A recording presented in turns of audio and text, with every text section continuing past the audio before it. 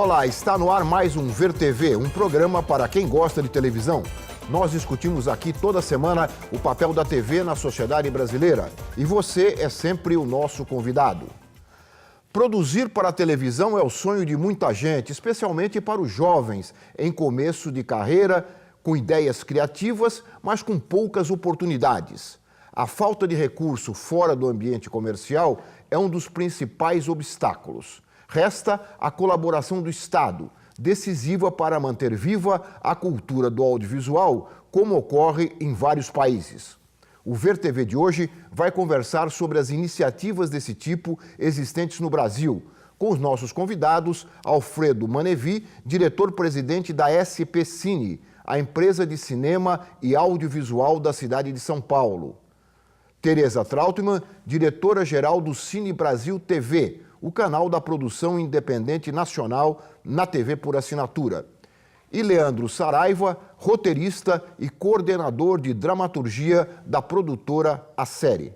Muito obrigado aos três por terem aceito o nosso convite para conversarmos sobre esse tema que eu acredito interessa não só aos produtores, mas também ao grande público, né, que necessita cada vez mais dessas obras produzidas no Brasil.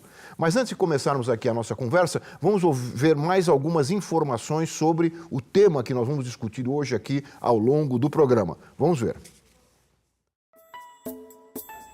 A história do fomento ao audiovisual brasileiro começa a mudar a partir dos anos 1990. O cinema brasileiro sofre um colapso quando o governo Collor extingue a Embrafilme e ocorre a paralisação quase total da produção. Em 1991, com forte influência do então secretário de Cultura Sérgio Paulo Rouanet, é criada a Lei Rouanet. Ela estabelece o apoio estatal à atividade cultural por meio de renúncia fiscal. Em 1993, é promulgada a Lei do Audiovisual, com incentivos fiscais específicos para o setor, mas apenas em 1995 ocorre a retomada do cinema brasileiro. O marco é o filme Carlota Joaquina, o primeiro da década a atingir mais de 1 milhão de espectadores.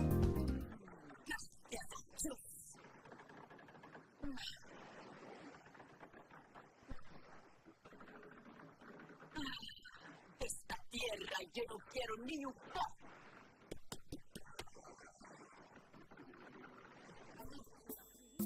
Após esse impulso inicial, outro marco no setor audiovisual é a criação da Agência Nacional de Cinema em 2001, com o objetivo de fomentar, regular e fiscalizar a indústria cinematográfica e videofonográfica nacional.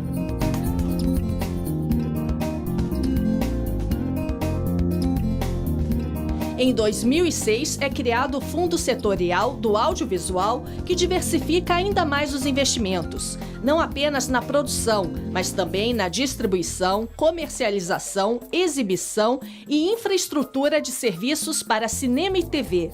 Os recursos do fundo são oriundos principalmente da Condecine, Contribuição para o Desenvolvimento da Indústria Cinematográfica Nacional, e do Fistel, Fundo de Fiscalização das Telecomunicações. De 2008 a 2013, o fundo investiu mais de R$500 bilhão no setor audiovisual. A arrecadação para o Fundo Setorial Audiovisual aumentou substancialmente após a criação da Lei da TV Paga em 2011. Isso ocorreu porque, além de impor cotas de exibição para a produção nacional, ela estabeleceu que as empresas de telecomunicações devem pagar a Condecine. Para se ter uma ideia, antes da Lei da TV Paga, a O2 Filmes produziu, em 2 décadas, 5 séries. Depois da lei, em 1 ano, produziu 13. Tá olhando o quê?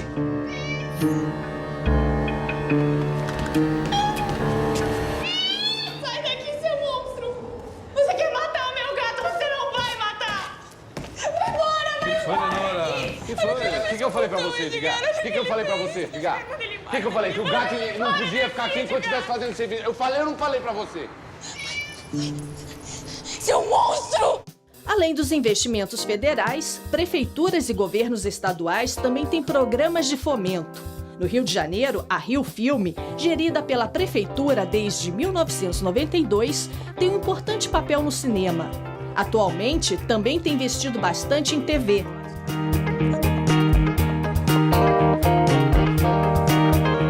Já em São Paulo, recentemente, a Prefeitura e o Governo do Estado, com o apoio da Ancine, criaram a SP Cine, empresa de cinema e audiovisual de São Paulo, com o objetivo de estimular o potencial econômico e criativo do audiovisual paulista.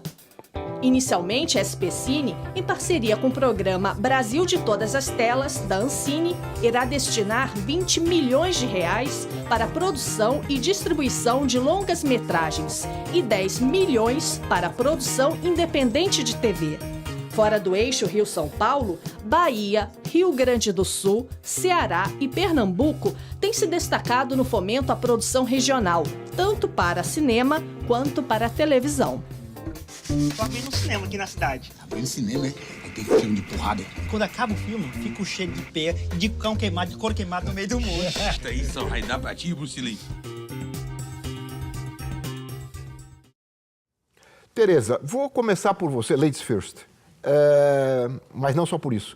Por saber da sua luta, né, de tanto tempo em prol do audiovisual brasileiro e da importância da presença do Estado, como nós dissemos logo no início do programa, nessa relação com o fomento da produção audiovisual. E eu sei do seu empenho também na luta pela lei que nós mencionamos também aqui, a lei de cotas, né, para o audiovisual brasileiro na televisão, pelo menos na televisão por assinatura, que mexeu com esse mercado. Mexeu bastante, embora ela ainda seja, no meu ponto de vista, um pouco tímida. Eu queria que você fizesse uma análise. As coisas estão mudando, poderiam mudar mais ainda. Como é que você vê esse processo? Olha, em primeiro lugar, fomento é necessário pela ausência de mercado. O produto não tem acesso ao mercado. Então, ele não tem como se manter, se produzir, você estabelecer uma linha de produção sem ter esse mercado.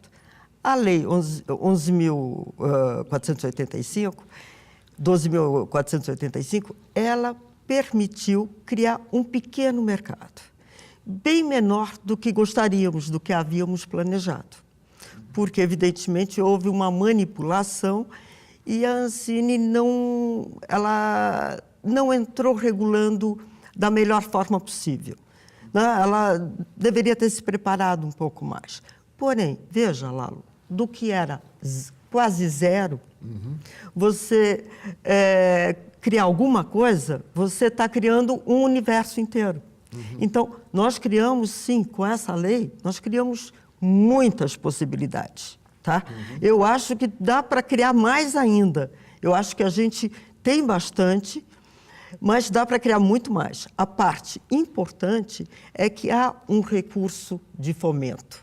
Então, dentro disso, eu vou para o capítulo 5 da Constituição, no artigo 221, que essa lei, ela faz uma pequena regulamentação que durante esses 26 anos, esse ano 27 anos, está carecendo de uma regulamentação, esse capítulo 5 da Constituição.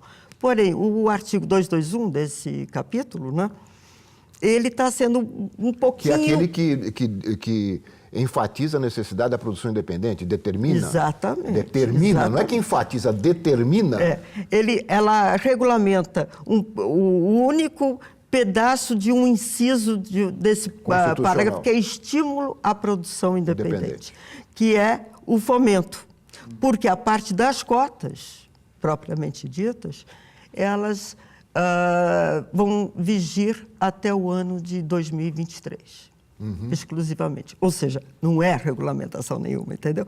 Ou seja, é precioso esse tempo que nós ainda temos para conseguir estabelecer um outro encontro com o nosso público.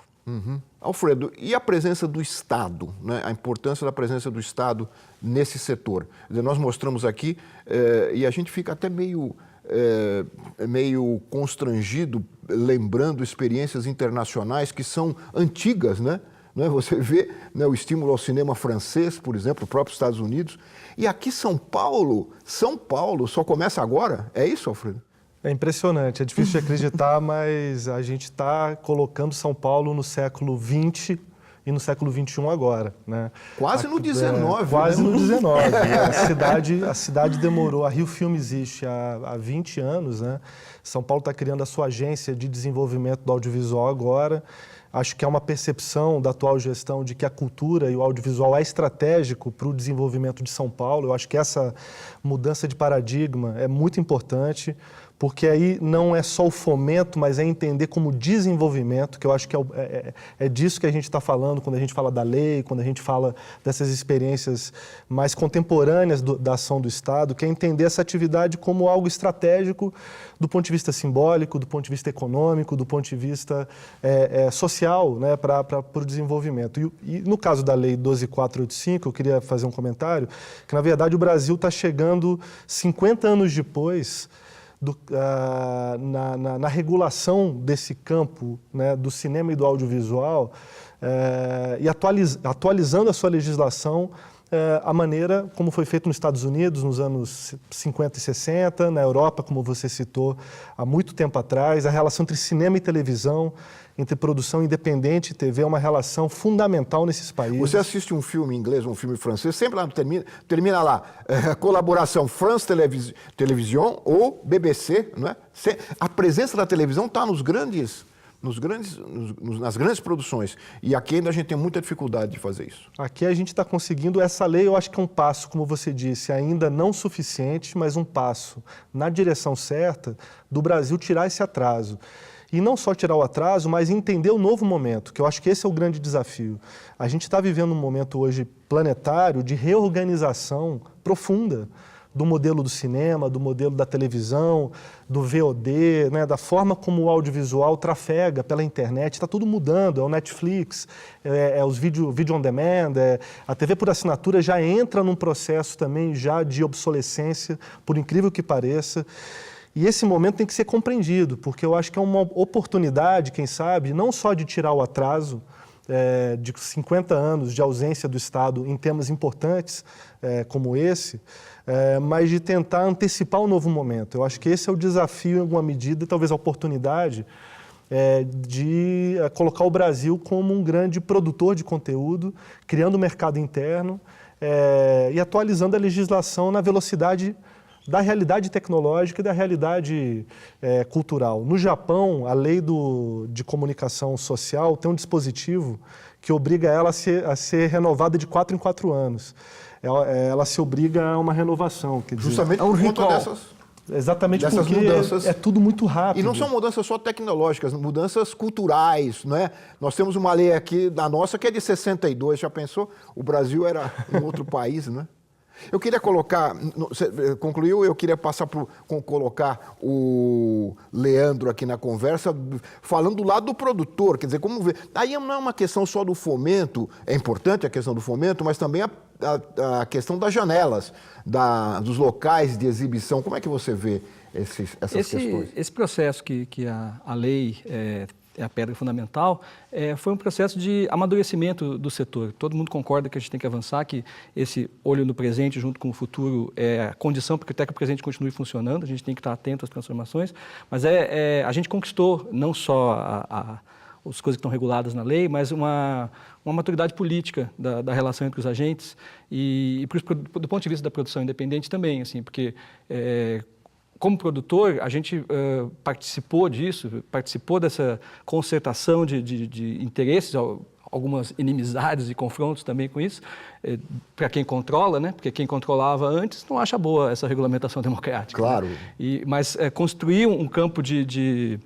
consenso suficiente para conseguir chegar nisso, e eu acho que isso continua, porque não sei se acabou completamente, mas a visão antiga do ponto de vista do produtor, que eu quero fazer o meu filme e tal, isso não está mais em questão na pauta política. A gente tem que pensar no conjunto das coisas, isso que o Alfredo diz, de pensar a produção audiovisual como parte do desenvolvimento, e aqui na cidade, tu sempre fala assim, da presença do audiovisual como a vida da cidade. Isso faz parte da nossa atividade, sabe? É pensar no que nós estamos produzindo em diálogo com o canal, com o poder público e construindo, por exemplo, sugerindo possibilidades de edital. Na produção do conteúdo, que é uma coisa que a Tereza falou que é fundamental, nós temos um tempo Nós temos que conseguir conquistar o nosso público, né? E nós estamos aprendendo isso, do ponto de vista da produção, do ponto de vista dos nossos parceiros dos canais, do ponto de vista do poder público, né? Todos nós estamos experimentando as maneiras de conseguir fazer isso. A Tereza mencionou na primeira intervenção dela que há um tempo limitado, né? Até 23. 2023 para esses espaços que você acabou de se cotas. referir. As cotas na televisão por assinatura. E a minha impressão é que, quando isso acabar, é um retrocesso. Eu estava pensando na necessidade das cotas na televisão aberta. Lalo, é isso. Eu acho que a gente tem que regulamentar o capítulo 5 da Constituição. Que vai ter que regulamentar, porque como a TV por assinatura não foi regulamentada, somente a parte do fomento, tá? Então, vamos regulamentar todos os mercados. É essa a questão.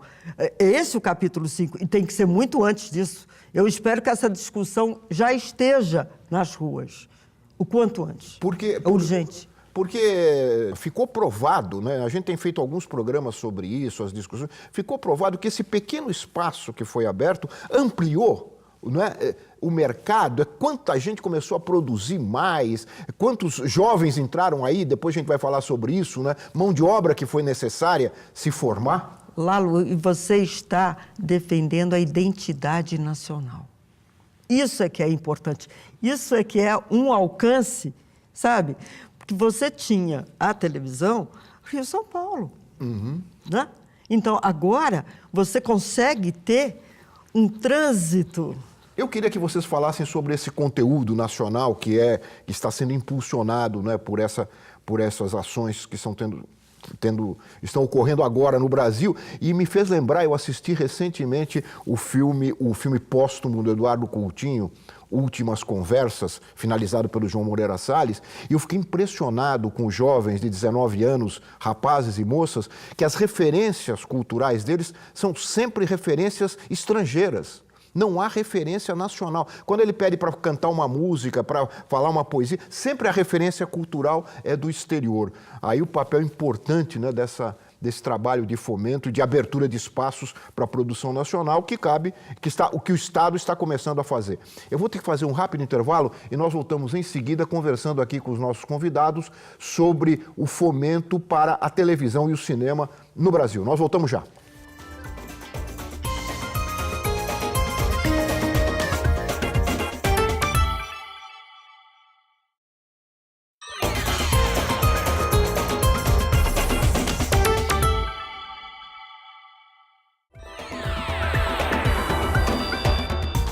Nós estamos de volta com o Ver TV, que conversa hoje sobre o fomento ao audiovisual brasileiro. Mas antes de continuarmos aqui a conversa com os nossos convidados, vamos saber mais algumas informações, ter mais algumas informações sobre como funciona esse mecanismo de financiamento. Para isso, nós ouvimos no Rio de Janeiro o Alex Galvão, que é superintendente de análise de mercado da Ancine. Ele fala das obrigações dos produtores quando são financiados pelo Fundo Setorial do Audiovisual. Vamos ouvir o Alex. O produtor, ele tem a obrigação, quando ele recebe, principalmente para televisão, né, mas de modo geral para todas as linhas, de ter junto consigo, de trazer a Ancine junto com o seu projeto, aquele que ele tem que trazer aquele que vai veicular a obra, seja no caso de obra cinematográfica, um distribuidor, né, que vai fazer então o lançamento da obra, seja no caso de uma obra para televisão, um canal de televisão, uma programadora, uma emissora de TV. Ao fazer isso, a emissora, no caso da televisão especificamente, a emissora de TV ou a programadora de TV paga, aquela que monta os canais, ela tem que aportar um recurso de dinheiro na realização dessa produção, que fica entre 10% a 20% do valor total daquele projeto. O FSA cobre o restante. É um dinheiro de investimento que o FSA, o Fundo Setorial do Audiovisual, coloca na obra. Esse recurso, se a obra der lucro, esses lucros que são auferidos, as receitas que são auferidas, elas retornam ao FSA. Pode retornar até mais de 100% desse valor. Então, a lógica é basicamente essa. Ele tem que prestar contas à Ancine, não apenas sobre o uso dos recursos, mas também sobre as receitas auferidas pelas obras no mercado, as obras realizadas com dinheiro do Fundo Setorial do Audiovisual. Posto que esse dinheiro é um dinheiro de investimento. O Estado ele se associa ao produtor na realização dessas obras. Não é nada fundo perdido, né? O dinheiro é financiamento. É financiamento, é investimento e coloca uma nova lógica, que é a ideia de que é preciso buscar um público, é preciso buscar um resultado, existe um acompanhamento. E eu acho que... Não é para fazer o filmezinho para a mamãe ver, né? Não é para fazer só produzir e ninguém tem acesso. Eu acho que essa mudança ela é super importante, como ela impulsiona a produção na direção de encontrar a sociedade. E a sociedade ter acesso a essa produção, incluindo critérios. Agora, é muito novo, né? Tem toda uma engenharia que é nova, que está sendo testada e que vai sendo colocada em revisão, né? Eu acho que tem uma construção que é complexa e que o Brasil está fazendo tardiamente, mas que é necessário. Quer dizer, quando você tem um projeto, por exemplo, Leandro, tem um projeto, você tem que levar para o órgão de fomento o canal ou o cinema? Você tem que fazer a interlocução antes, né? Você tem que fazer a interlocução com o canal, apresentar o projeto, discutir. E isso é isso da parceria que eu estava dizendo, de considerar todos os parceiros nesse sentido que o Alfredo está dizendo, que a gente tem que conseguir chegar na sociedade, que a Tereza estava dizendo no primeiro bloco também, né? Esse é o desafio. Então, quando tu faz um projeto, tu já discute com o teu parceiro de veiculação, que vai ser teu parceiro financeiro também, e o Estado é o parceiro geral. E o acesso é fácil a esses parceiros? O acesso é fácil, a gente se entender é mais difícil. A gente consegue interlocução, mas a gente está aprendendo, isso que o Alfredo está dizendo, que estamos em implementação, tem no sistema todo e no específico estético, na criação também. Porque a gente está aprendendo a fazer esse tipo de produção, os canais ou as distribuidoras também. Então, as discussões, elas têm que ser experimentadas e qualificadas. O fundo setorial, o Alex fala da responsabilidade financeira, porque é um fundo, fazemos parte, isso é pontuado, nós somos responsáveis por isso. Se eu não for bem, nas próximas vezes isso vai vir contra mim, então tem que ter resultados. Mas mais que isso, o fundo setorial é um projeto, tem outras linhas que buscam isso. Então, existe uma linha nova de desenvolvimento, por exemplo. Assim, é um recurso para o desenvolvimento de projetos, no qual tu tem um tempo de aprofundar o teu projeto, estabelecer essas parcerias que vão ser criadas, experimentar coisas em termos de dramaturgia, com atores e tal, construir o teu projeto com mais qualidade. Isso é fundamental para o grande desafio, que é esse que a Tereza falou no primeiro bloco, que nós precisamos encontrar o nosso público, né? O esforço do Estado, da regulação, com essa maturidade política do setor, chegamos até aqui, mas a gente tem que conquistar, a gente tem que ir adiante, não só na dimensão geral da transformação da tecnologia e do mercado, como na nossa capacidade de produção e de interlocução também, a gente tem que melhorar. Assim, eu estou falando como produtor, eu vivo disso, e diz assim, a gente tem que ir mais para frente, a gente tem que conseguir mais público, e isso tem que ser estabelecido em processo, em relação com os parceiros. O fundo setorial tem essas linhas de desenvolvimento, as interlocuções com os canais, elas também são experimentais, a gente experimenta, eu participei do pitch do canal da Tereza, é uma tentativa de apresentação de projetos, é um modelo que eles têm que é interessante, eles abrem para a gente apresentar, cada canal experimenta uma maneira, e isso é assim em todo lugar, em outros países também. Tu tem que, para estabelecer as parcerias que tu diz entre os filmes e os canais públicos, tem que estabelecer uma relação longa de criação.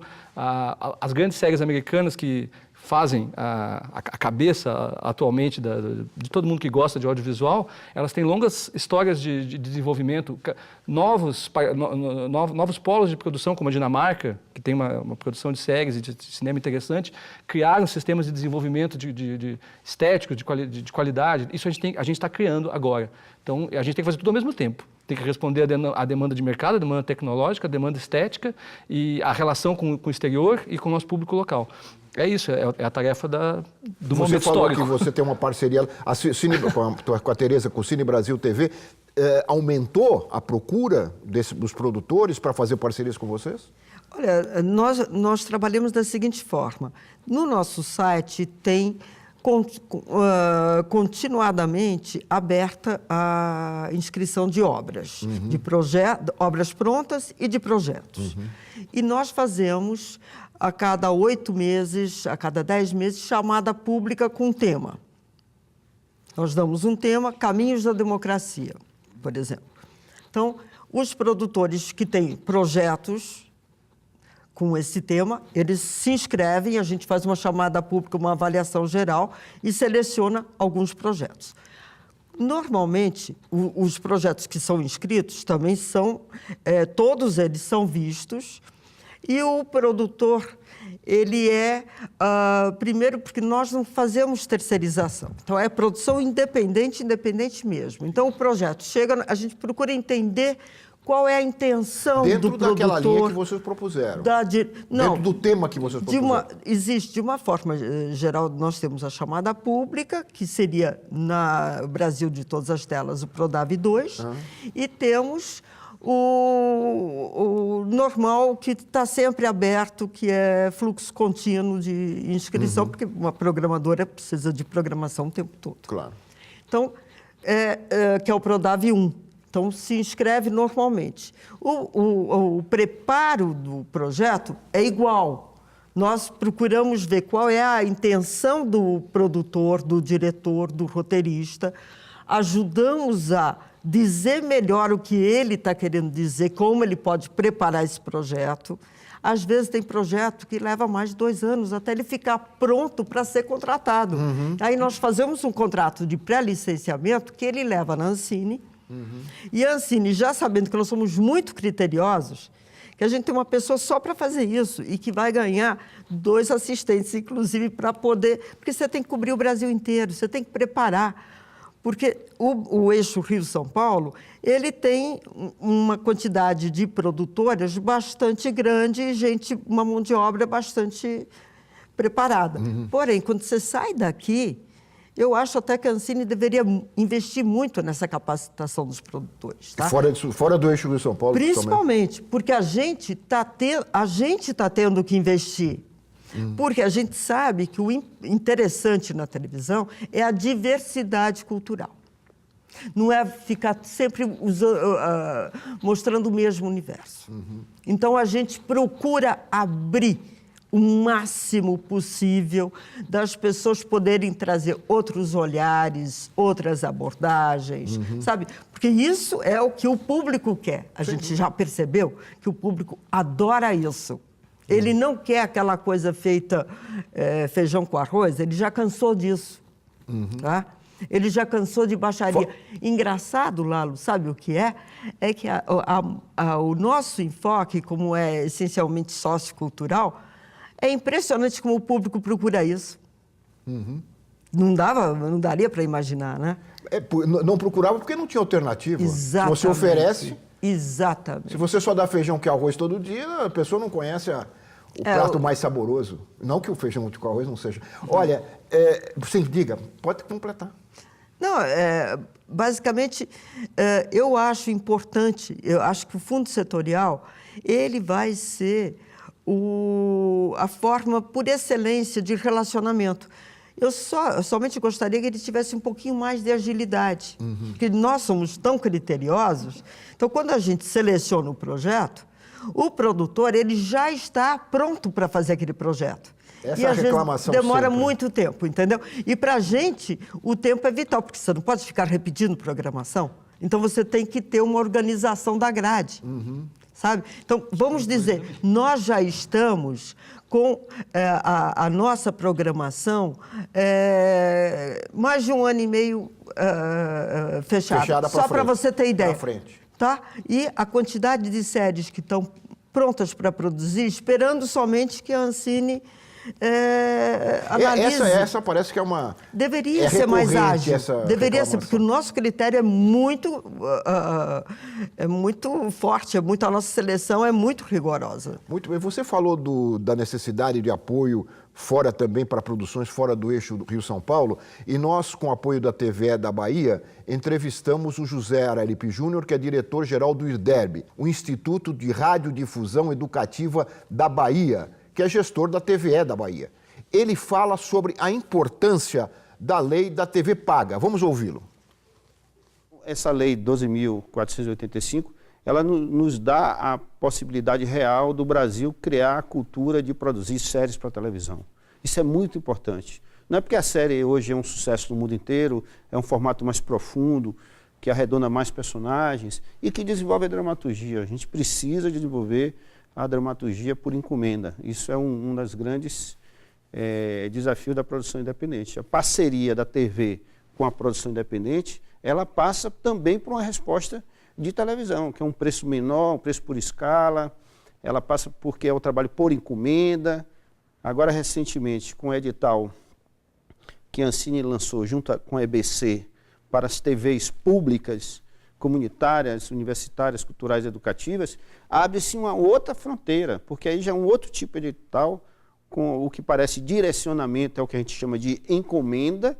A televisão sabe o que quer, e aí foi feito um trabalho muito bonito de seminário, discussão, de faixa etária, de componência da cultura nacional em vários aspectos, e foi regionalizado. Então, 5 regiões podem ser contempladas com editais específicos, e isso, para o produtor independente e para a televisão, é um sinal de que as coisas estão mudando. Quer dizer, apesar da concentração econômica no Sudeste, esse edital foi feito para equilibrar as coisas. Então, Centro-Oeste, Nordeste, Norte, Sudeste e Sul vão ganhar valores equilibrados, iguais, para fazer uma quantidade de horas inéditas de conteúdo nacional.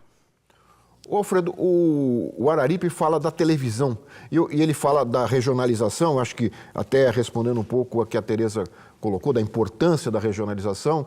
Eu queria ouvi-lo também sobre a relação do SPCine, que tem no nome cinema, né, SPCine, da relação do SPCine com a televisão, na linha do que o Araripe acabou de falar, porque na Bahia também está se projetando a criação de uma empresa semelhante à do Rio e à de São Paulo. Sim, inclusive a Bahia nos procurou aqui em São Paulo para ajudar, quer dizer, usar essa experiência da SPCine como um apoio, né, junto com a Rio Filme, para a experiência da Bahia Filmes, ou dessa agência que vai ser criada lá.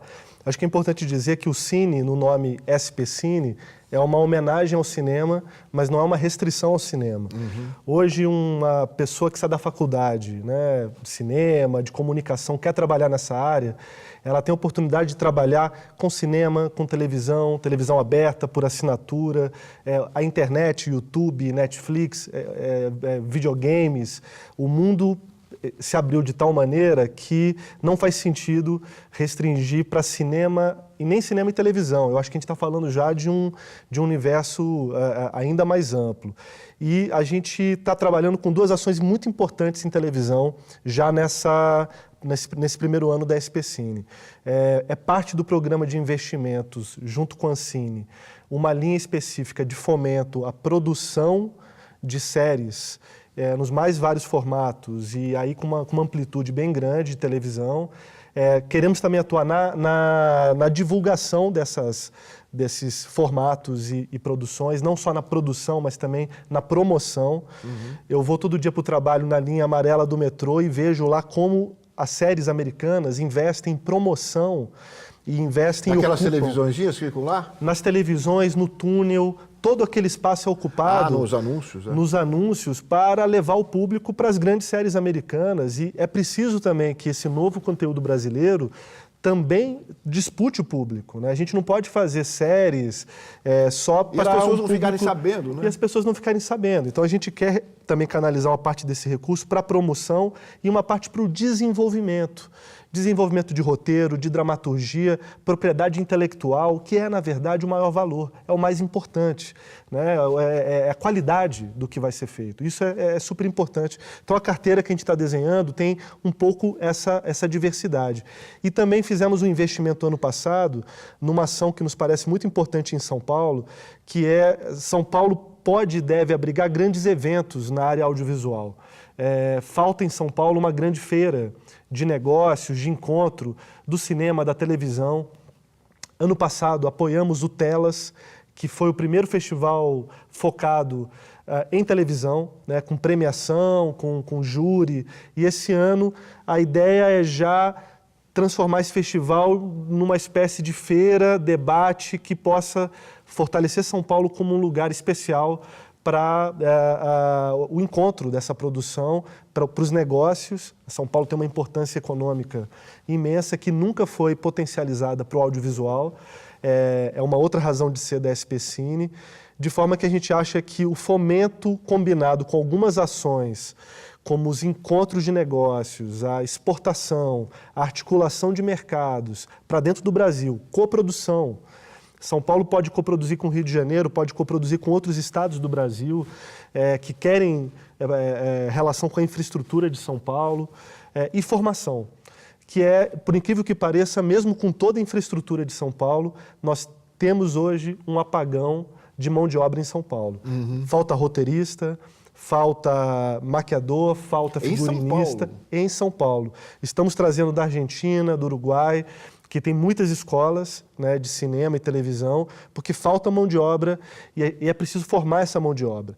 E é preciso também fazer um esforço com as universidades de adaptar o currículo e a grade de formação, porque elas precisam também formar para essas novas demandas, né? Precisamos de produtores, precisamos de roteiristas para cinema, televisão, para séries de televisão.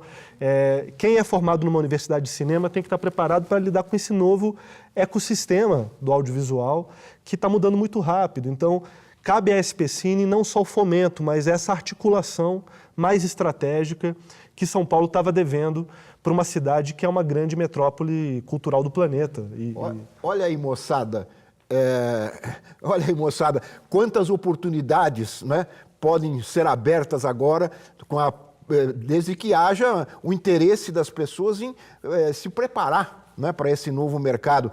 Que os argentinos e uruguaios são bem-vindos, mas também, né, nós temos que ter a nossa mão de obra própria. Eu vou ter que fazer mais um intervalinho e nós voltamos já com o Ver TV, que conversa aqui com os nossos convidados sobre o fomento ao audiovisual no Brasil. Nós voltamos já.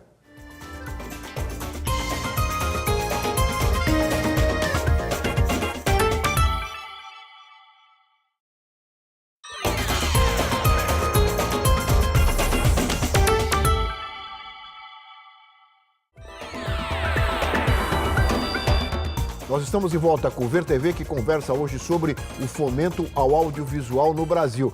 E o Alfredo Manevi terminou aqui o bloco anterior falando sobre a falta da mão de obra especializada, a necessidade de mão de obra especializada. E eu pergunto para a Tereza, qual a causa desse apagão na mão de obra? Olha, em primeiro lugar, foi a ausência de mercado, né? A produção cinematográfica, a produção audiovisual, ela não tinha acesso ao mercado. Então, como você consegue seguir produzindo se você não tem escoamento? Você começa a fazer produto de prateleira, você fica só com estoque. Só para você ter ideia, nos Estados Unidos, a indústria de entretenimento é a primeira receita do país. Tá? A segunda é a indústria bélica, e a gente sabe como é que elas se interrelacionam continuamente. Então, o Estado acordar para isso, de que ele tem que articular, porque isso é uma fonte de recursos gigantesca. Só para você ter ideia, o ministro da Cultura falou, a indústria cultural, ela está com 6,5% de participação no PIB já. Você vê o que é? Então, você imagina, quando você articula a produção, né? Esse apagão da mão de obra, ele é temporário, ele é momentâneo. Tá? Claro, e que bom que aconteceu, porque você está cheio de gente, está com uma garotada enorme, louca para produzir. Só para ter ideia, a gente fez essa chamada pública que a gente quase não divulgou. Tá? Eu fiquei quieta, não fiz divulgação nenhuma, eu deixei a máquina divulgar sozinha. Assim, e é um período muito curtinho que a nossa chamada pública ficou aberta. Nós recebemos 281 projetos. É impressionante. Sabe, o número, você vê, é uma coisa assim que você fala, não, quer dizer, tem gente produzindo, tem gente pensando, tem como articular, tem sim. Agora, por que é que as pessoas, aí é uma questão que eu me coloquei assim, por que é que o forte é documentário? Aí, porque há 20 anos atrás nós não tínhamos documentário no Brasil, havia o apagão do documentário. Então, o formato que as leis de incentivo assumiram fez com que a dramaturgia fosse sendo esvaziada no Brasil. Porque as leis de incentivo, não digo do fundo setorial, que me parece está querendo resolver esses diferentes gargalos que existem, tá? Porque isso foi criado, porque as leis de incentivo, elas dão um incentivo, fora a Lei Rouanet, A lei do audiovisual, os outros incentivos que existem, eles incentivam quem trabalha com produção estrangeira. Então, é um agente de mercado que vai escolher a produção. Um agente de mercado, ele não vai querer nada... Ele fica na comédia, ele fica na coisa mais light, mais leve, sabe? Ele ele quer aplicar muito dinheiro em pouca produção. Porque ele quer aquele produto arriscar, né? E não arrisca nada. Então, o grosso da produção brasileira ficou na reflexão, no documentário. Por isso que a gente está com esse documentário tão forte. E o roteiro, essa sim é uma carência tremenda. Você não forma um roteirista de um dia para o outro? Você leva uma vida formando um roteirista. Você quer falar? Do ponto de vista do produtor e em relação a o apagão da mão de obra, eu acho que a palavra-chave realmente é a articulação, e a perspectiva que tu comentou do Alfredo é o fio da meada mesmo, né? Por exemplo, eu dou um curso de formação de desenvolvimento de projetos no SESI do Paraná. Por semestral. Cada semestre se inscreve em 120, 130 projetos. A gente seleciona 20 e desenvolve, né? Tem projetos muito bons ali. Todo mundo está aprendendo, todo mundo está tentando chegar lá. Então, faz parte do esforço de se adequar a esse novo cenário que existe, né? Mas existem.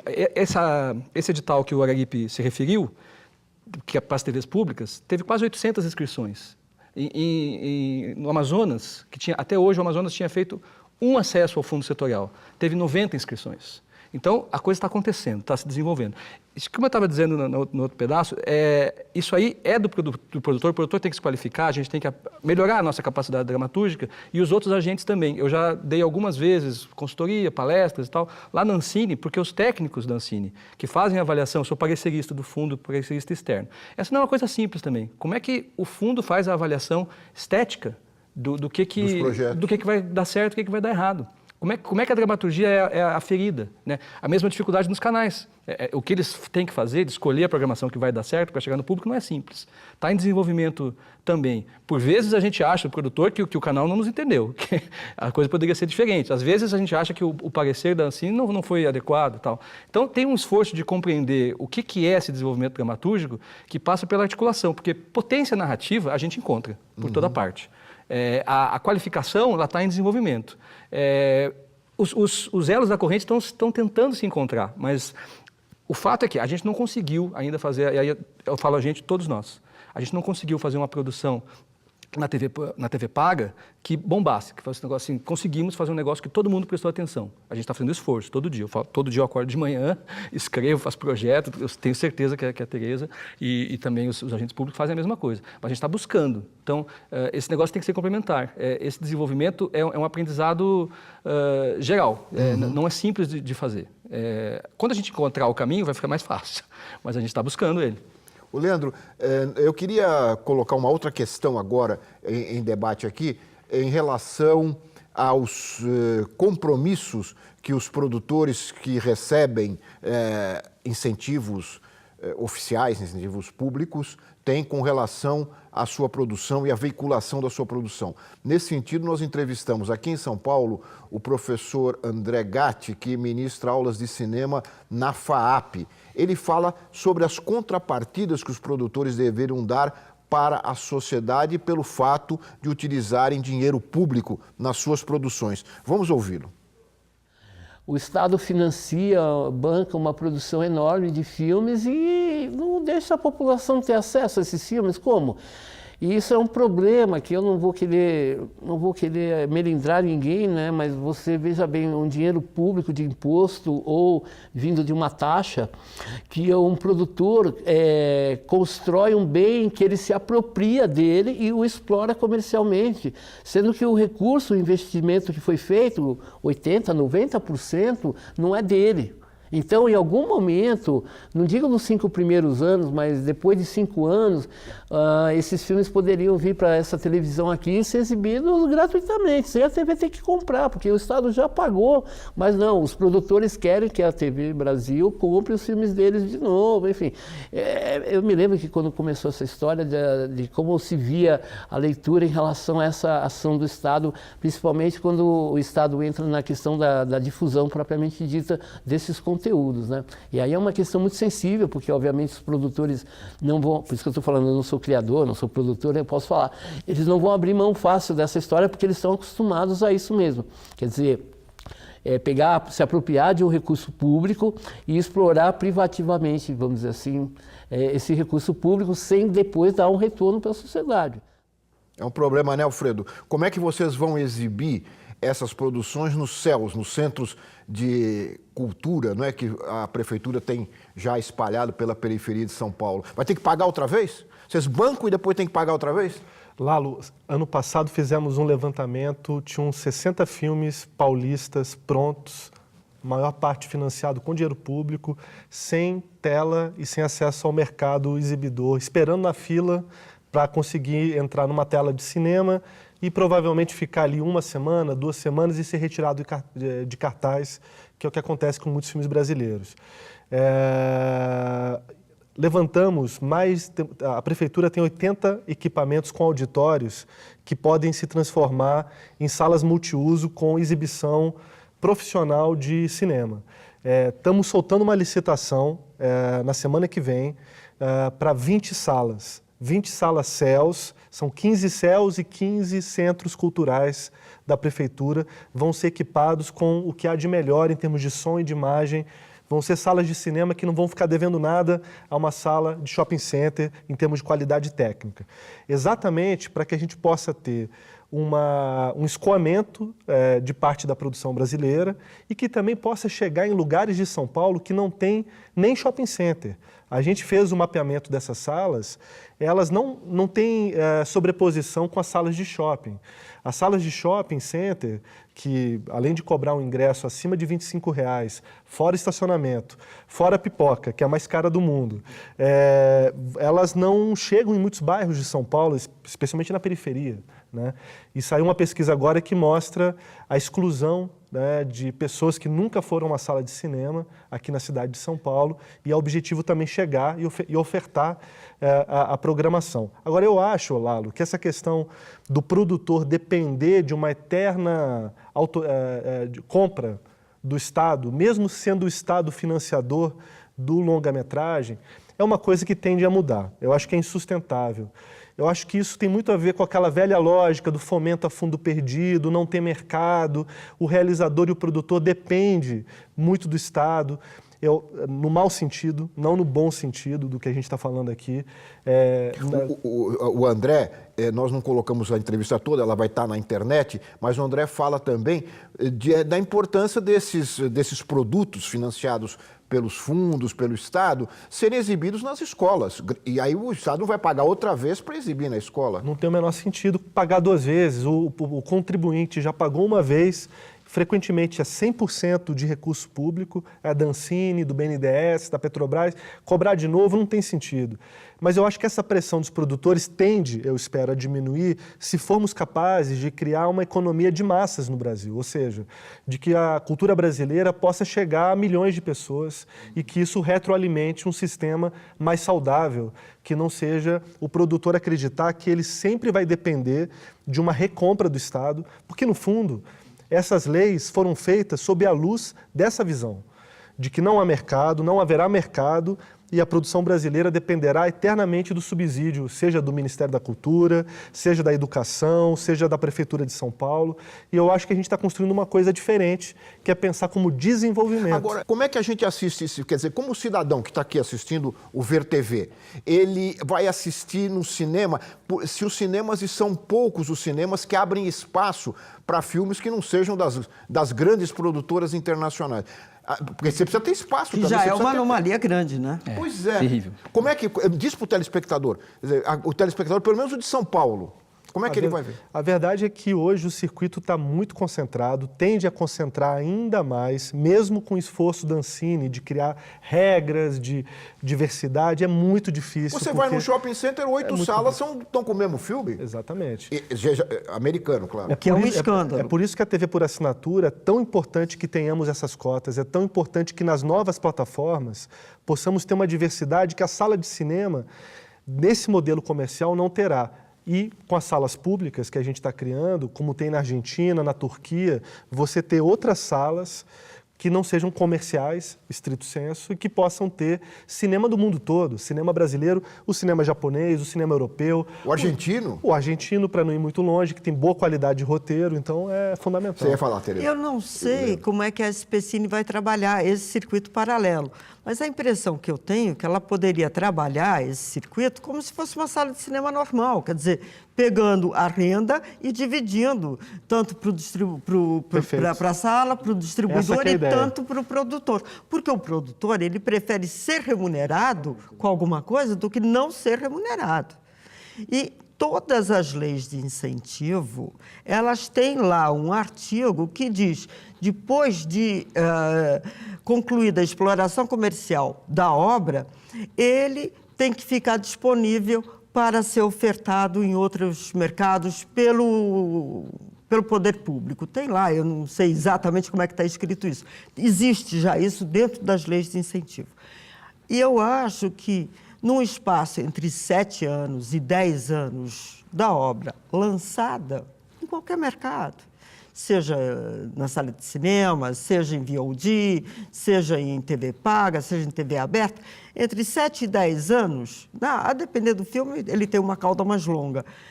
7 e 10 anos, é possível você colocar qualquer obra financiada com recursos incentivados, disponível nas TVs comunitárias. Leandro.